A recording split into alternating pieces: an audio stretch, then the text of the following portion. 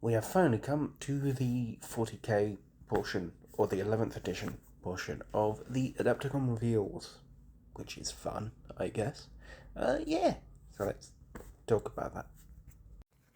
So, first thing they mentioned is all codexes are staying, which there's good and bad to that.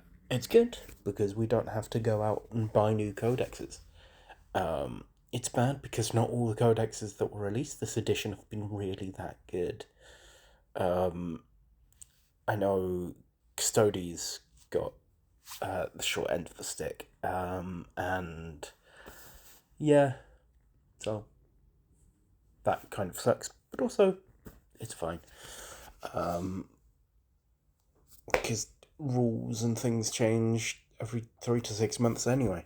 So, yeah.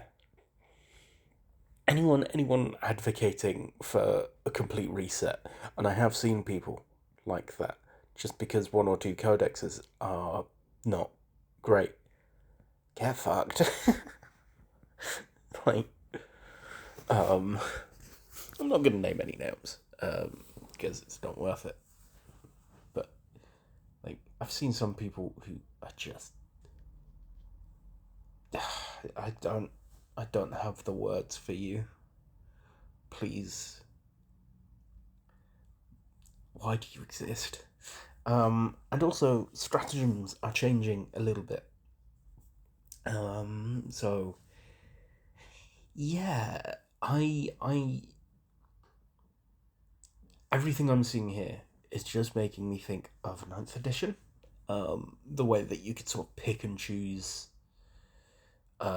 not stratagems, detachments. The way you could pick and choose detachments.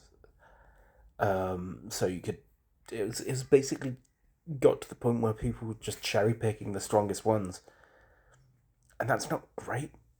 It wasn't that great back then, and I'm not sure if it's going to do any better now. And also 70 new stratagems. Stratagems, I keep saying that. 70 new detachments are coming up, which is fine.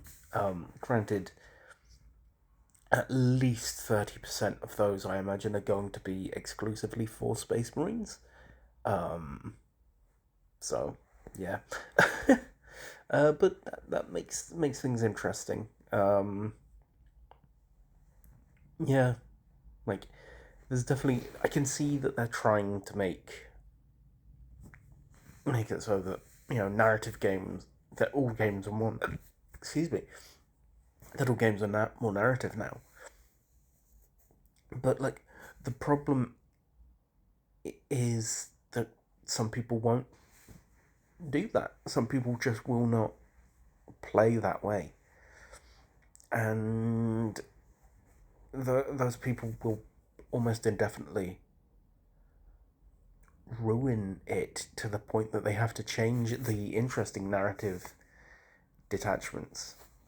So yeah, I yeah, like I get that some people want to test themselves against the best, but it's a fucking game, you fucking meathead. Piss off. If you want to play some sweaty competitive nonsense, go play Dota or some shit. Not this fun tabletop game that many people have spent time and effort on, instead of just buying the hottest shit off the presses. Yeah, that's I could go on forever about my dislike of competitive tabletop games and competitive gaming in general. And also, a new thing for the new detachments is the missions, or at least it's new for this edition, but it's not really new, because this is another thing that was sort of a thing in older editions. So I'm really not sure how I feel about 11th edition right now. It just feels not even like a 10.5. It's like, oh shit, we went too far. Let's go back to ninth, which I know some people are gonna be happy about. Like, I know a couple of people who play down at my local shop who mostly still play Ninth Edition because 10th didn't do it for them. But yeah, I'm intrigued to see how this goes. Like, if they actually looked at what was wrong with the previous version and adapted that to this edition, I'm interested. I'm not going to just go, yeah, no, I don't like it because I don't understand it. I want to know more. But at the moment, it looks like more of the thing we had before. So I'm not sure. It's an interesting idea, though. I do like the way that, I like it in principle, is what I'm trying to say. Now, the new terrain rules and especially the objective marker things, that feels spiteful as hell to me. Maybe I'm just cynical, but that just feels fucking spiteful. They realised they couldn't keep objective markers in stock, and were way too late onto the objective markers scene, so they just went, okay, no one can have it now. Because we can't monetize it properly, because we can't make enough of them for our millions of players. So yeah, yeah, I'm intrigued to see what they do with this. It seems like putting a hat on a hat. I don't know. I think objective markers is fine. Just let people have their third party accessories, you $1 billion dickheads. It's not hard. Yeah. It seems a bit gross to me. The change to terrain making it harder to hit, though, is interesting. I'm genuinely think that's a positive. Like, in my head, it makes sense narratively as well. You're going to be focusing more on the things you can hit.